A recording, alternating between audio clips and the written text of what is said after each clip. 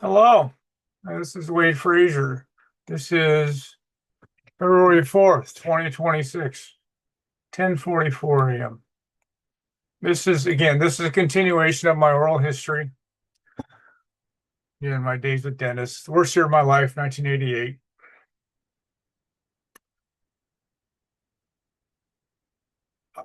As I discussed in my previous post, when I got off the witness stand in the last week of November 1988, I was a changed man. And I would never see the world the same way again. At the time, I was, working in the San Fernando Valley, reconciling a garnishment account for Pinkerton, the detective agency, in his basement. Yeah, it was gritty work, and it was difficult to concentrate. I remember that it was really hard to concentrate with what was going through my mind during that time. And having my face rubbed in evil was not easy to deal with. Also, in if people got Dennis's books, they would understand that what I do publicly is I am not discussing the most painful and spectacular parts of my journey, particularly my days in Ventura. And I have to wait for more people to die before I can write about that. And I can never write about all of this. I can just hit the highlights. Every day was something, something noteworthy every day with highlights of events that were hard to believe. And before I get to December 88, which was the worst month of my life, I want to discuss a few more anecdotes deemed appropriate from the preliminary hearing. So that most trusted salesman of Dennis's, who was a minister with a physics degree, who was one of Dennis's salesmen, he flew with Allison to Colorado to try to get the company away to a billionaire. And he was willing to testify for the defense. And I know his wife was interrogated by the deputies, and so they were trying to intimidate anybody who could help Dennis. And with all the experts chased off or in hiding, and he had a physics degree, so he was heroically willing to testify for the defense. And at that point, they had literally scared off every witness, all of the scientific data, everything. I mean, against how kangaroo court works. So the technology had not had one credible defense. They were trying to ask me about thermodynamics. That's how desperate the defense was. Anyway, so Dennis, the salesman with the physics degree, he was like, I'll testify about that stuff. And this prosecutor, of course, strenuously objected to this guy being able to testify. And in fact, Dennis's attorney was apparently intimidated himself going along with the program. So he was like, yeah, Dennis, I guess he can't testify. And Dennis had to badger his own attorney, who was kind of in on it, to let this guy testify. Anyway, so he did. And Dennis felt extremely honored that that guy had done that. Yeah, he was essentially, you played Dennis on the witness stand, and and Dennis said it was very, very touching that this guy had done that. So it wasn't all dark. There were a handful of people who were, heroically stood up to these gangsters. Um, and I mentioned earlier, I mean, the whole career-making arrests and the fraud charges, et cetera, were based on these 9 so-called victims, and I've discussed them a little bit in the past. And one more seems appropriate of all these so-called victims. And one guy was one of the victims was such a victim that he actually set up a competing network, had Dennis's heat pump installed, announced on the witness stand that it was getting a CO coefficient of performance of 9, and was actually pursuing free energy. Somehow this guy's a victim. Yeah.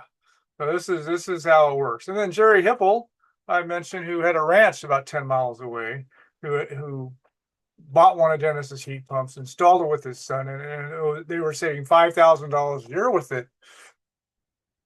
Of course, the prosecution would avoid people like Jerry like the plague, or lie to them and threaten them, and these kind of things to make sure that the evidence did not come forward. And this is all as I'll get to after he sprung Dennis from jail, the criminality of the prosecution was, I'm gonna call it legendary. And this was gangster stuff. This was the prosecution were a bunch of gangsters, and so this is something that again I was witnessing it, and then I learned a lot more to come. And these kind of behaviors by corrupt officials, etc. Oh, this is sort of my how to say this is my beginning of me concluding that the biggest protection racket in the world is protecting the public. Yeah. So yeah, this is the Orwellian world we live in. Protecting the public is the biggest protection racket in the world. Yeah, people get protected to their graves, protected out of a future that is sunny and all this kind of stuff. So this is how the system operates. And I was watching it in action. And when the preliminary hearing ended, it became a wait for the trial. So Dennis began writing the story of his life. And so it became the book called titled My Quest. I don't think it's hard to get hold of that book any longer. I think long out of print. There's some I have my own copy, but I don't think there's much of yeah, it's probably not easy to get that book. The alternative was he sold thousands of copies of that, and that's easier to get a hold of, but it's also out of print. So, but it's people want to do the work, they can get the documentation. And Dennis, when he wrote this, he wrote it from his jail cell, and he wrote it up on legal pads, and he got his wife to type it up. He got the chapters out of the jail. In fact, eventually Dennis had to smuggle chapters out because the deputies were trying to prevent him from writing his book. Well, he was in jail, and I'll get to that later. And Dennis's attorney quit right after the preliminary hearing, wanted some awesome sum of money to continue to represent Dennis, so Dennis became his own attorney. And Dennis was busy, so, and I'll get to this later, but Dennis filed like 160 motions while he was in jail. So yeah, Dennis wasn't just sitting around. Yeah, so 1988, that was the worst month of my life, the lowest part of my journey. And I was driving to Los Angeles, again to the Valley as a temp, doing grunt work, looking for work, and writing my bankruptcy filing. And in early December of 1988, Mr. Researcher called me from his hiding place, bewailing his fate. Yeah, he was. Yeah, it was a horrific phone call where he was just, woe is me kind of stuff. And I believe that if he had not cowered and gotten on his knees in Mr. Deputy's office and instead had helped us, including testifying, the case might have been dismissed at the preliminary hearing. And I think the deputies knew that, which is why he was threatened. Okay, so they realized because he had impeccable international credentials, etc., could defend the technology, lived locally, so we didn't have to pay to fly him in like the prosecution paid to fly people in. Yeah, so in fact, when he eventually did testify at the prosecutorial misconduct hearing, which was miraculous we even had one, but when he testified at that, Dennis later said that his testimony did turn the tide. So, yeah, so this was, so anyway, so he called me from the hiding place, and that was just a nightmare to even listen to that phone call from him. And then childhood friend. So I had one childhood friend who was really supportive of what I went through in Ventura. In fact, he lived in LA, but he came up often. And I later realized, though, his interest in what was going on was kind of voyeuristic, because I was living through a situation that he could barely imagine.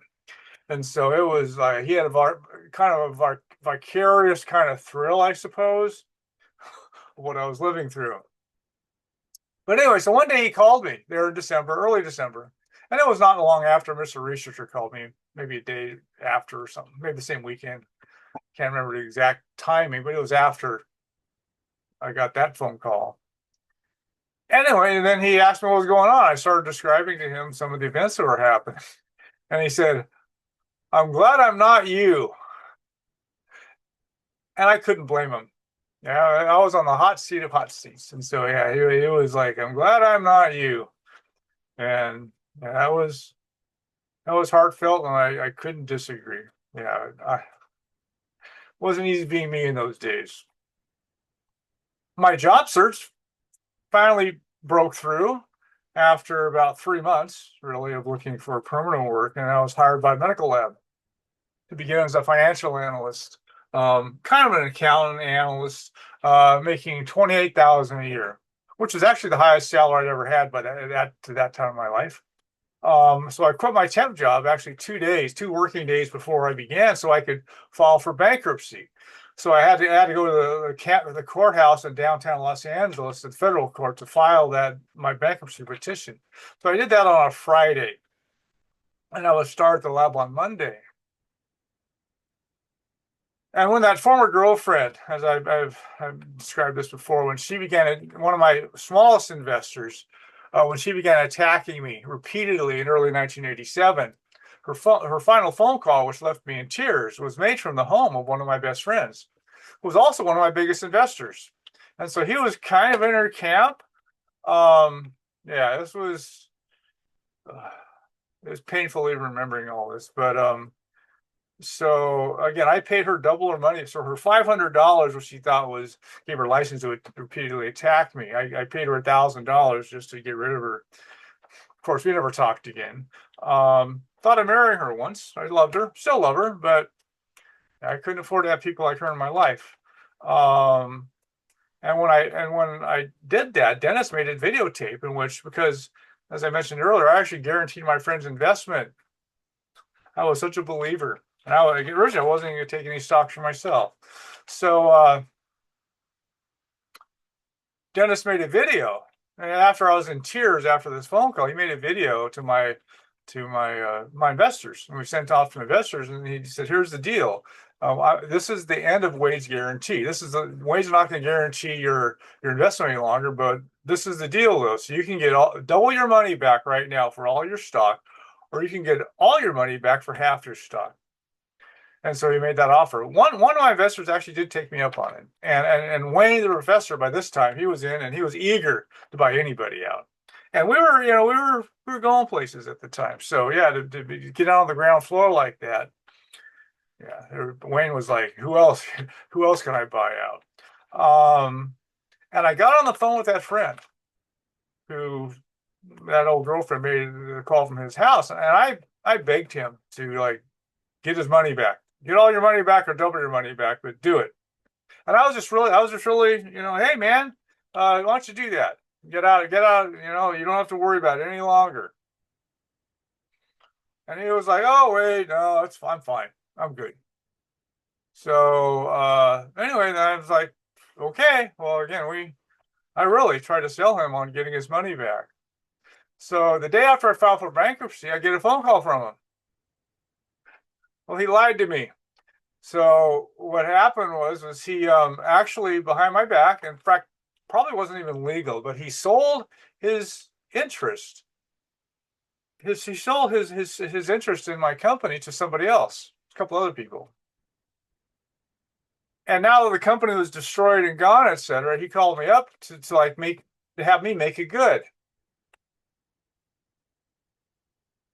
I mean, this is many painful parts of my journey, and so I could have told him to pound sand, right?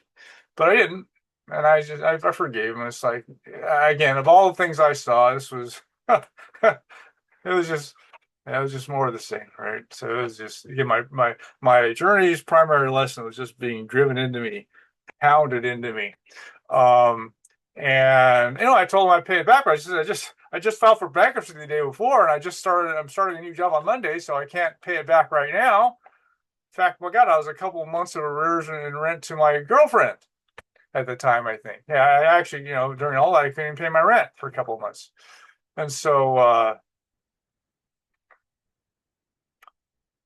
anyway, over the next couple of months, so I did pay him off. I paid off the $5,000 he invested. I paid it all off over the next several months out of my salary.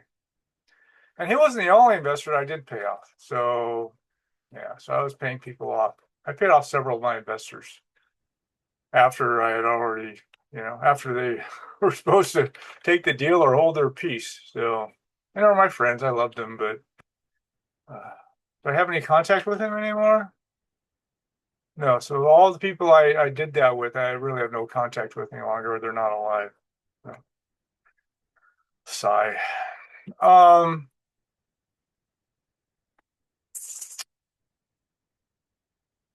so I began at the medical laboratory about a week before Christmas.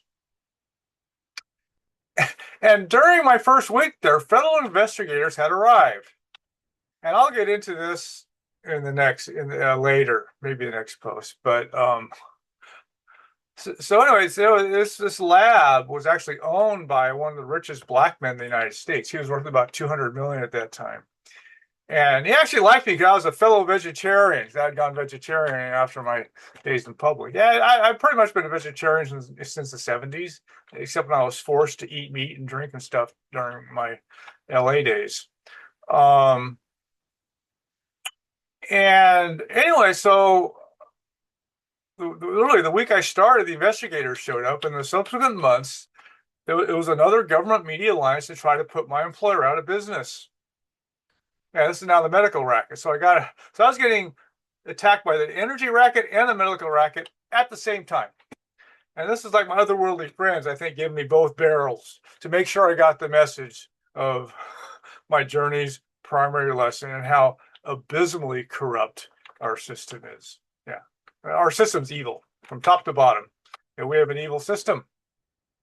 And Dennis, though, one day said, our systems are corrupt because people are corrupt. And I agree. Yeah, that explains it. That's, and again, in a world of scarcity and fear, yeah, everybody's looking out for survival, and integrity is, again, it's the scarcest commodity in the world. Also, it's most precious, but it is also the scarcest. And I previously wrote how Dennis was revered by his inmates. Every time he was cast into a cell block, they did this to him several times. They would move him to these new cell blocks, etc. Dennis would turn his cell block from a place of fear into a dormitory atmosphere within a week. And again, his inmates revered him. And Dennis is this fanatical Christian. So here comes Christmas. So Dennis planned to throw a Christmas party for his inmates. And he needed $50 to do that, to throw this Christmas party. And Wayne, Mr. Professor, who had taken in Dennis's wife and children, Wayne was, of course, funding all of this. And so, Wayne, but the way it worked was that his account with the commissary could only hold $35. And so anyway, so Wayne put $35 on Dennis's account. Then he put $15 on another inmate's account so they could have $50. Well, the deputies got wind of this Christmas party and they cited some infraction that putting money on an inmate's account could be considered some form of bribery. So Dennis has supposedly violated, or Wayne had violated, one of the jailhouse rules. So they threw Dennis in solitary confinement for a month as his punishment for trying to throw a Christmas party. Yeah. And Mr. Deputy, of course, was behind all this. So it was some snidely whiplash parody of evil, right? So throw a man in solitary confinement for trying to throw a Christmas party for his inmates. This was the kind of people they were. And Dennis was in solitary confinement for a month or so. And I'll get into more of that later. But that was all a background, really. This is all background for why December 1988 was the worst month of my life. And all those events figured into it. But the worst part for me was during that month, I had visions of murder dancing in my head. Yeah. So I want to take some people out. Now, they were actually kind of involuntary thoughts. It wasn't like I said about doing anything about it or whatever, but these thoughts came up of how I could kill corrupt officials. And it was a nightmare. I've been a pacifist since I was a teenager. And it was a nightmare to have thoughts like that. In fact, that was the lowest part of my journey, and as soiled as I ever felt, imagining myself killing people. Yeah, in my mind, I came up with several methods of murder to settle up with some corrupt officials. And it was just a nightmare to have thoughts like that. Definitely the lowest part of my journey. But by the end of December, I had vanquished such thoughts, and I have not had violent thoughts since then. But I had been provoked, to put it mildly. In the book Dennis was writing from his jail cell, from solitary, he predicted that he would not live to see this side of the bars again. And that was a realistic assessment. In fact, he almost did die behind bars. And that will come later. But it was a realistic assessment of the situation. I did not read that until after Wayne and I had sprung Dennis from jail a few months later, in the biggest miracle I ever witnessed. And by early January 1989, I decided that I was going to do whatever I could to save Dennis's life. And that's what comes next. And yeah, so that's what comes next. So bye for now.